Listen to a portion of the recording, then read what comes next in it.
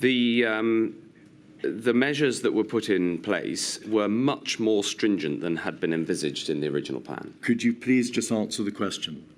Were there, as far as you understood it, on the advice of your advisors and your colleagues, plans for countermeasures, for infection control measures in existence and informed to the Cabinet in February 2020?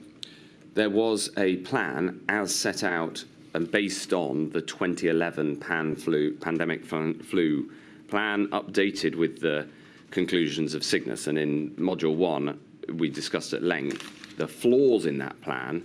The argument there wasn't a plan is false. Indeed, I've heard a number of Cabinet Office figures argue that there wasn't a plan. If you look at the 28th of February submission to the Prime Minister by CCS, it sets out that we have very advanced plans. In fact, it is much too bullish and self-confident, that note. And the idea that it was wrong to suggest that we had a plan is completely false. I appreciate that some people in the Cabinet Office did then later catch up with the seriousness of the situation and become rather alarmed. I think that their reaction when they finally woke up, in some cases, was helpful because the machine ground into action. In some cases, it was not particularly helpful because it would have been better if they'd said, we now realise there's a problem, what have you been doing about it, as opposed to